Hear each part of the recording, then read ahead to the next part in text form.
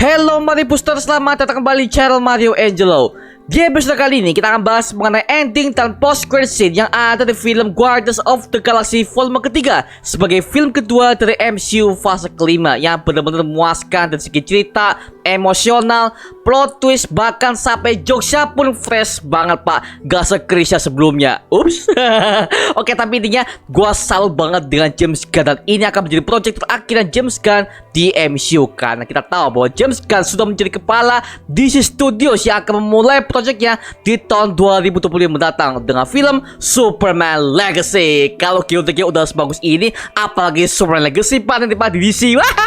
Kita akan lihat aja pak ya kalau misalkan DC udah berkembang. Nah, mumpung ini adalah konten menjelaskan ending dan post credit scene-nya, kita sekali spoiler alert terlebih dahulu buat kalian agar kalian yang belum nonton bisa nonton terlebih dahulu di bioskop biar bisa merasakan cinema experience-nya yang mendalam. Baru deh bisa kembali ke video ini. Untuk review no spoilernya, bagi yang penasaran, udah pernah kita bikin juga ya. Linknya ada di kolom deskripsi di bawah, oke? Atau enggak di card bagian kanan atas, oke? So, kita akan bahas semuanya di video kali ini. Tapi sebelum itu, jangan lupa tekan tombol subscribe. Karena kalau kalian tekan tombol subscribe dan like video ini sebanyak-banyaknya atau juga share video ini ke teman-teman kalian, maka gua akan lebih semangat lagi buat video untuk kalian. So, mari Booster, let's break down this video.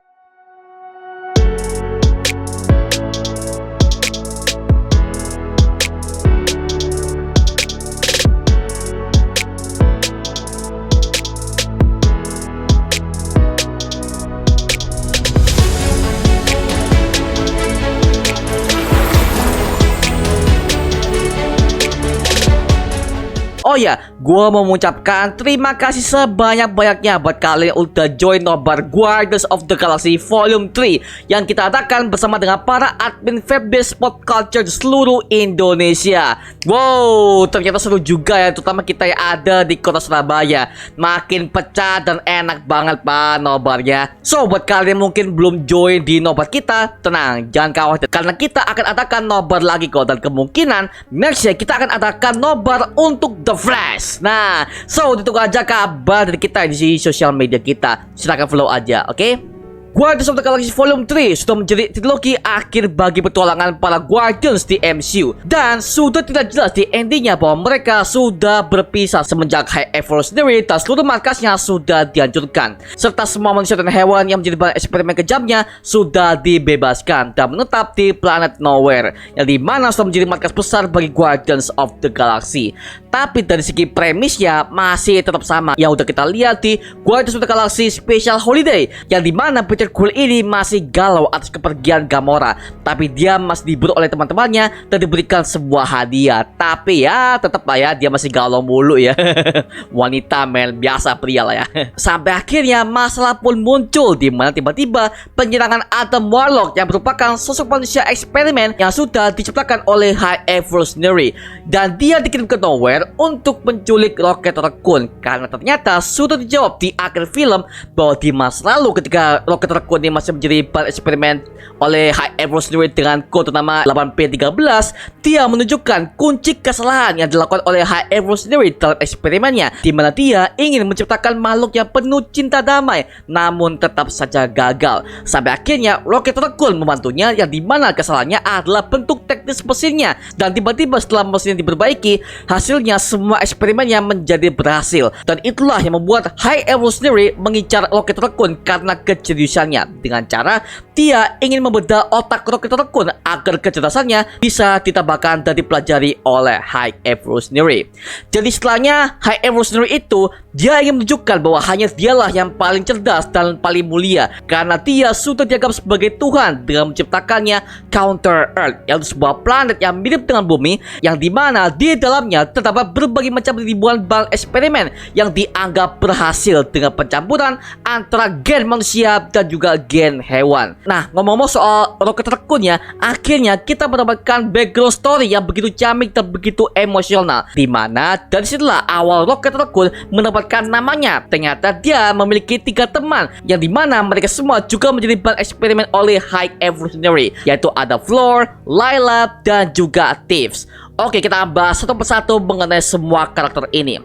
Yang pertama, ada Layla, sang berang-berang yang menjadi love interest bagi Rocket Raccoon dalam film ini yang pertama kali muncul di komik The Incredible Hulk issue nomor 291 yang dirilis pada tahun 1982. Bahwa Layla adalah ahli waris perusahaan pembuatan mainan terbesar yang bernama Mayhem Mechanics yang berlokasi di planet Hulk World. Pada suatu hari, Layla mendapatkan ancaman dari Jonathan Jakes dan juga Lord Divine yang ingin menguasai kerajaan Mayhem tersebut. Tapi ketika situasi sudah menjadi lebih parah, tiba-tiba Rocket Raccoon datang membantu menyelamatkan si Layla dan mengalahkan kedua orang yang ingin menguasai Mayhem Mechanics tersebut. Sampai akhirnya Rocket dan Layla memiliki hubungan kisah romansa di antara keduanya dan mereka berdua memulai hidup baru bersama.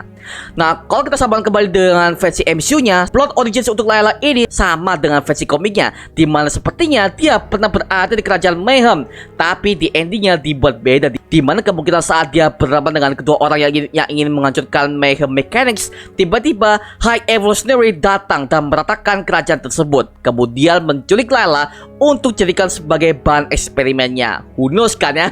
Tapi di MCU ini sepertinya Layla itu dari segi origins ya, dia itu belum mengenal sama sekali tentang Rocket Raccoon karena mereka itu baru pertama kali bertemu di dalam penjaranya yang ada di pesawatnya High Evolutionary, seperti itu ya. Sampai akhirnya Layla ini mati di tangan High Evolutionary yang begitu keji dengan cara ditembak dari belakang ketika Rocket berusaha membebaskan dia dari penjara, sehingga inilah yang membuat Rocket Raccoon menjadi lebih kuat dalam bertahan hidup dari kekejaman High Evolutionary, sehingga dia pun bisa keluar dari markas tersebut.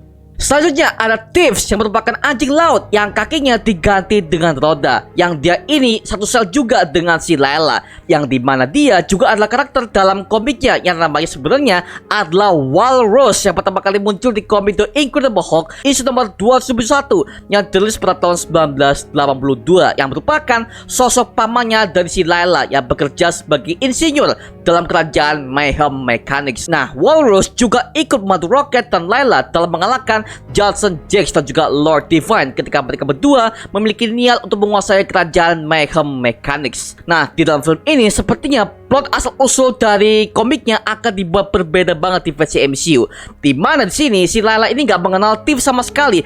Bahkan nama Thieves sendiri baru diciptakan olehnya ketika mereka semua hendak kabur dari penjara tersebut, dan Thieves berperan sebagai teman dari Layla, Rocket, dan Floor di sini. Sampai akhirnya dia juga tewas di tangan High Evolutionary.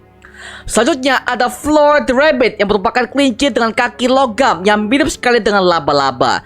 Nah, dia sebenarnya adalah kelinci biasa, tapi ketika dia udah dioperasi habis-habisan oleh High Evolutionary, kakinya diamputasi dan diganti dengan kaki logam yang berbentuk seperti laba-laba. Waduh, kasian banget Pak ya. Nah, untuk karakter Floor ini sebenarnya sama seperti Thieves, dia tidak ada dalam komik Marvel sama sekali. Tapi sepertinya karakter ini terinspirasi dari Blackjack O'Hare yang pertama kali muncul di komik The Incredible Hulk issue nomor 291 juga yang dirilis pada tahun 1982, yang merupakan seekor kelinci jantan yang berprofesi sebagai tentara bayaran yang disewa oleh Jonathan Jakes dan juga Lord Divine untuk penculik Layla. Walaupun dia sudah dibayar dengan harga yang sangat tinggi, Blackjack juga memiliki rencana untuk mengkhianati bosnya dan berencana menikahi Layla agar supaya dia bisa mewarisi harta kekayaan dari kerajaan Mayhem Mechanics. Namun sayangnya rencananya sudah diketahui ketika misinya sedang berlangsung.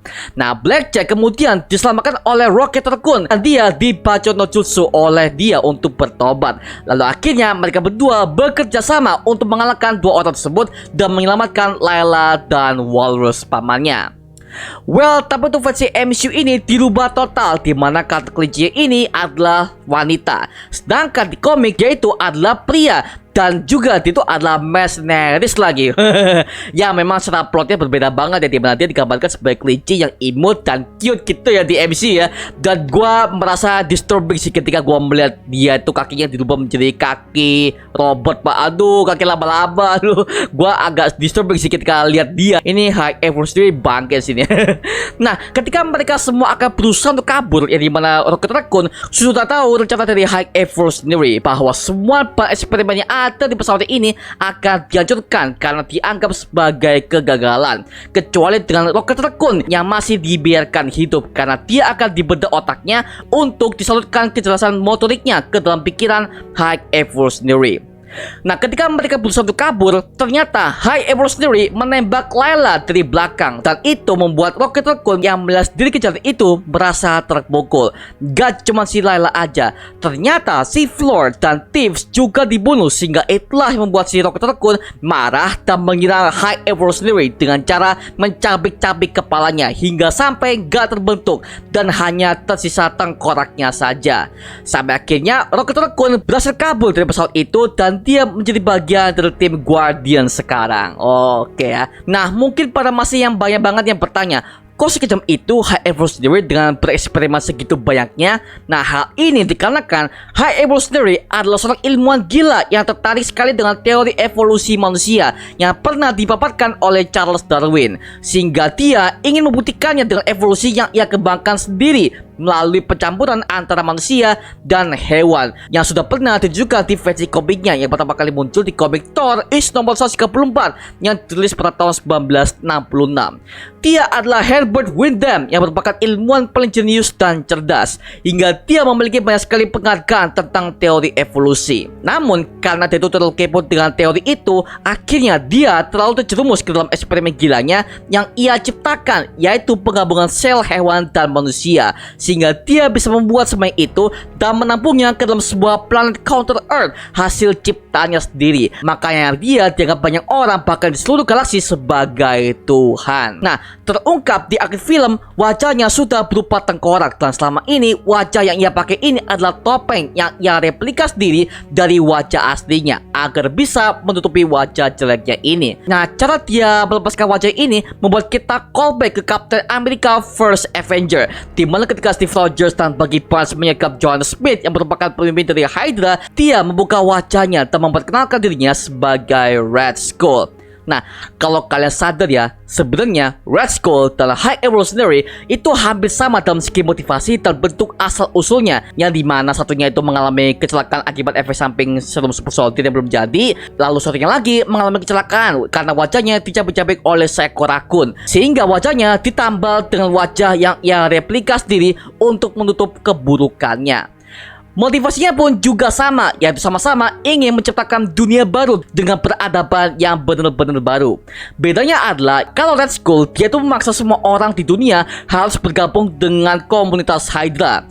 Yang satunya lagi adalah membuat peradaban manusia dan hewan jadi satu di semua semesta dengan menciptakan ras yang paling sempurna. Well, ini sih cuma cocologi aja sih, tapi gua ngerasa mereka berdua ini hampir sama dalam bentuk motivasinya. Tapi kalau menurut kalian gimana? Tulis di kolom komentar di bawah, oke? Untuk hubungan Gamora dan Peter Quill terbilang cukup unik ya di film ini ya, karena Gamora dibangun karakternya dari awal lagi, dimana dia adalah orang yang cukup sinis karena dia adalah anak dari Thanos. Bahkan dia masih menjadi pembunuh berdarah dingin. Namun setelah dia itu udah menjadi bagian tim Guardians kembali di film ini, dia makin menjadi mengerti mengapa Peter Quill terus mengejarnya. Nah, itu dikarenakan beberapa foto yang ia lihat di tas Peter di pesawatnya. Nah, di situ ada foto keluarga Peter Quill, dan di baliknya kemungkinan di situ ada foto dia dan Peter yang membuat dia jadi paham mengapa dirinya yang lain alias dari timeline original sangat sayang kepada Peter Quill. Sampai akhirnya ketika mereka sudah menyelamatkan banyak warga sipil dan mengalahkan High Evolutionary, Gamora menyadari bahwa dia jatuh hati dengan Peter Quill. Namun mereka masih dalam proses apakah dia akan menjalin hubungan yang dekat dengannya atau enggak nih, karena sekarang di endingnya Gamora sudah kembali menjadi tim Revengers, seperti itu ya. Nah, sekarang kita masuk ke bagian klimaksnya yang sudah kita tunggu-tunggu, di mana Rocket Raccoon harusnya dinyatakan tewas karena hantaman dari Adam Warlock yang sebelumnya melakukan penyerangan di planet Nowhere. Ternyata dia masih hidup alias dia itu mati suri tadinya ya, karena Layla dan kedua temannya Tips dan Floor melarang Rocket untuk bergabung dengan mereka karena dia masih memiliki takdir yang besar untuk menyelamatkan satu galaksi. Sampai akhirnya Rocket berhadapan langsung dengan High Evolutionary dan memutuskan untuk tidak membunuhnya. Padahal dia sudah memiliki dendam yang sangat tinggi karena dia sudah pernah disiksa berkali-kali oleh si High Evolutionary ini. Bahkan dia juga yang membuat Rocket Raccoon ini mati suri.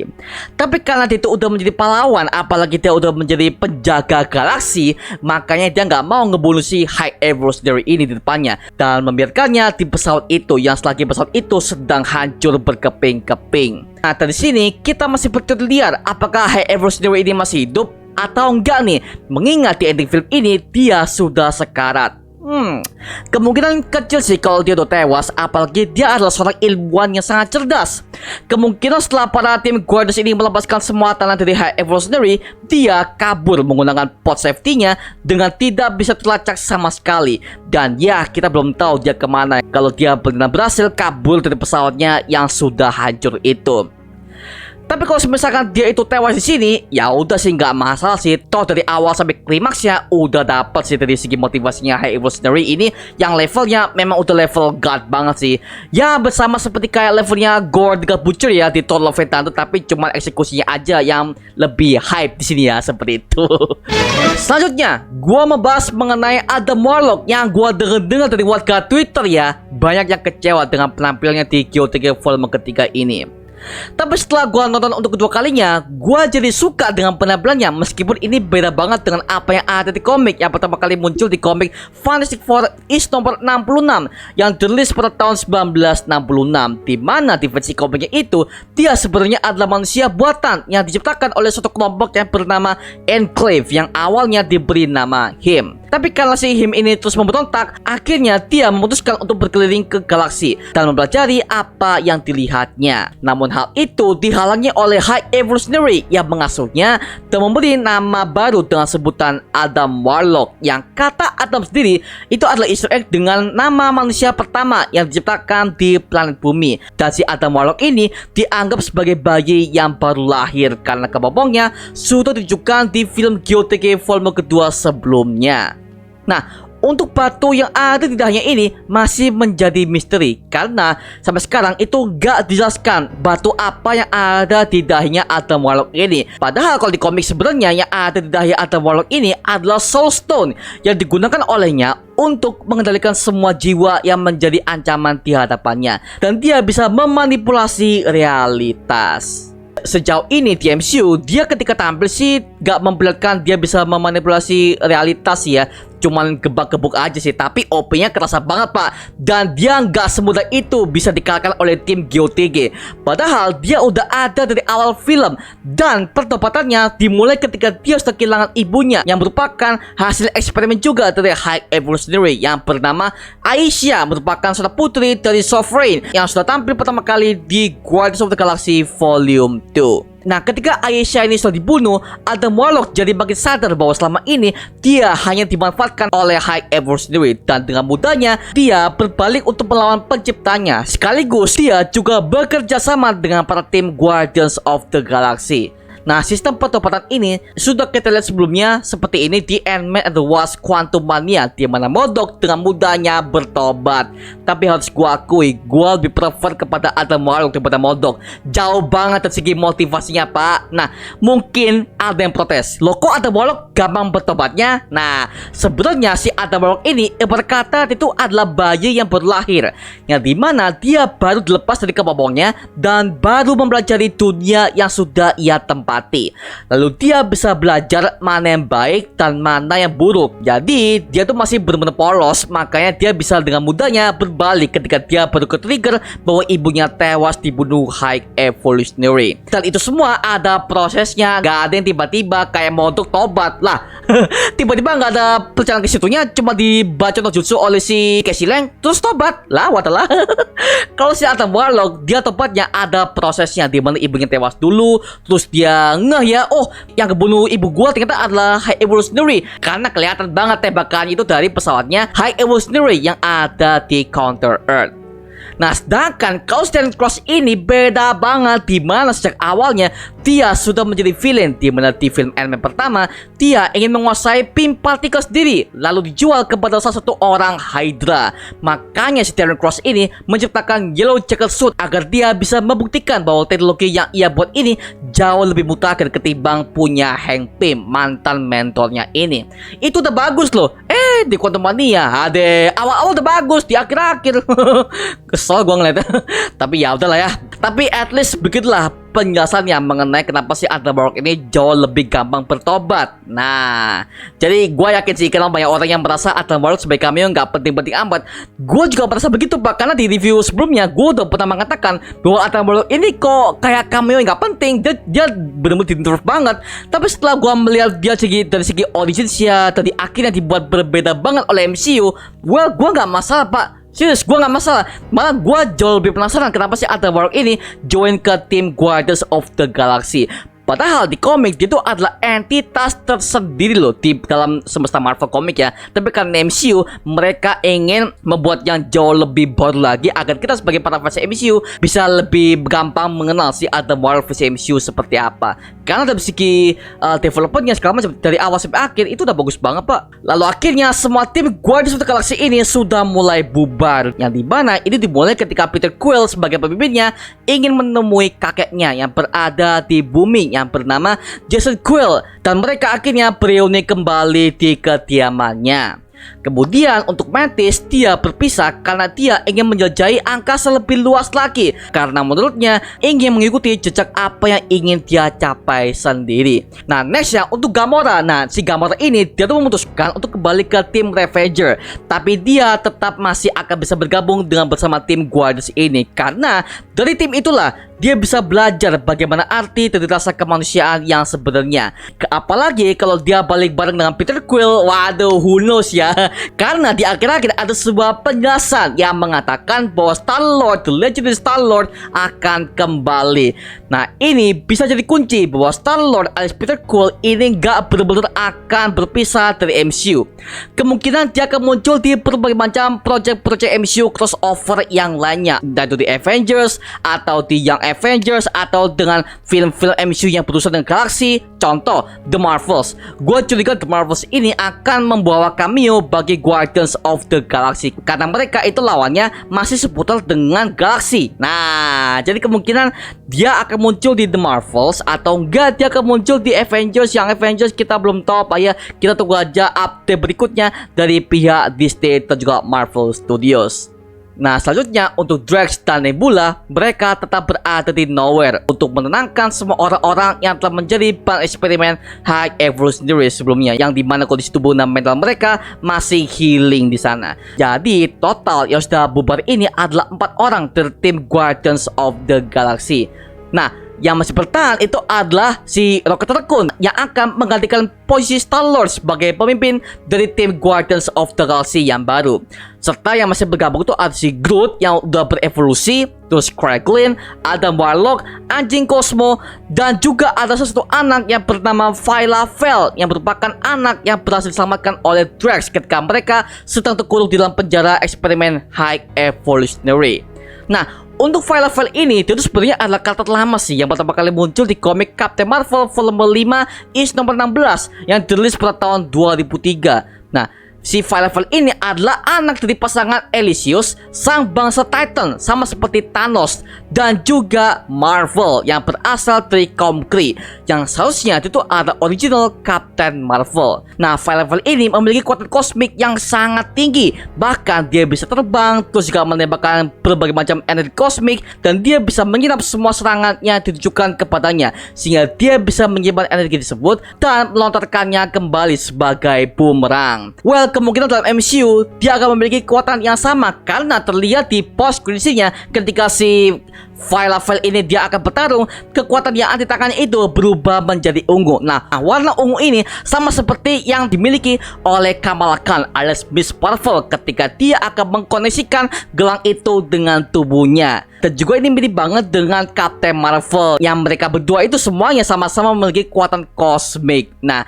gue curiga Viola Vel ini akan meneruskan perannya di The Marvels nanti. Mungkin dia akan sebagai The Marvels keempat mungkin, karena kan udah ada 3 kan. Ada si Kamala Khan, ada si Photon, ada si Monica Rambeau, dan juga ada si Captain Marvel, si Carol Danvers. Nah kemungkinan di ending atau di post creditsnya itu ada si Viola Vel. Seperti itu ya, maybe ya kalau mereka mau meluaskan dunia The Marvels lebih lanjut ya, seperti itu sih.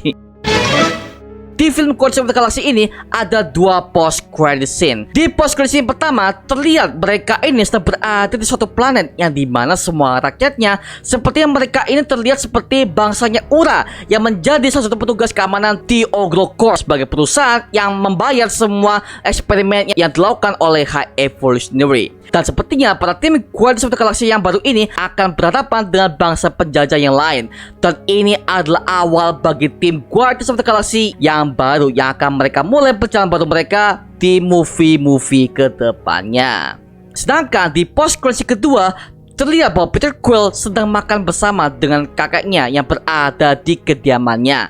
Dan dia mencoba untuk hidup seperti pada masa kecilnya, di mana dia akan hidup tenang bersama dengan keluarganya yang sudah lama berpisah. Sungguh heartwarming banget sih ketika gua melihat hal ini. Lalu muncul sebuah tulisan, "The legendary Star-Lord will return." Nah, jadi tenang nih buat kalian para fans Star-Lord yang akan sangat kehilangan dia. Tenang, jangan khawatir. Dia masih tetap akan muncul di film Geotiga berikutnya, atau kalau ada film keempat ya, atau bisa jadi dia akan muncul di berbagai macam movie crossover yang ada di MCU. Mungkin di The Marvels mungkin, atau di Avengers itu mungkin. Well, kita belum tahu Pak. Kita tunggu saja kemunculan dari Peter Quill ini, karena gua masih penasaran men hubungan dia dengan si Gamora versi baru ini seperti apa. Karena di film ini mereka itu udah mulai deket banget dan ada sedikit chemistry antara mereka berdua. Nah, gua pengen tahu seperti apa hasilnya Pak. Oke, kita tunggu saja. Oke, kalau ditanya soal skor akhirnya setelah gua nonton 2 kali, gua kasih nilai 9,5 dari 10. Wow, perfect ya sebagai film MCU yang mengandung bawang nih. Gitu. So, itu aja mengenai penjelasan ending dan post credit scene dari Guardians of the Galaxy Volume 3 ini. Nah, kalau untuk video breakdown detailsnya akan kita breakdown di konten terpisah aja ya, seperti itu. Oke. Nah, sekarang giliran kalian. Kalau kalian menemukan teori dan juga detail yang gak gue sebutkan di video ini, tulis saja di kolom komentar di bawah dan kita bisa diskusi bareng seperti biasanya. Oke. Itu aja mengenai video kali ini. Coba like, comment, dan subscribe untuk mendukung gua buat video mendidik dan menghiburkan semua. Karena gua janji sebisa mungkin gua akan buat video seperti ini lagi untuk kalian. Dan jangan lupa untuk follow semua sosial media kita, Instagram, Twitter, TikTok, bahkan Spotify kita ya. Linknya udah gue siapkan di kolom deskripsi di bawah. Karena situ kita juga update beberapa konten terbaru buat kalian. Dan kalau kalian ingin join bersama kita di grup komunitas, langsung aja gabung di grup WA kita, namanya Mario Booster Official. Linknya udah gue siapkan di kolom deskripsi di bawah. Dan juga terima kasih buat kalian yang udah bergabung ke membership community. Nama gua Mariangelo. Dan sampai ketemu di video berikutnya. Adios semuanya. Woo!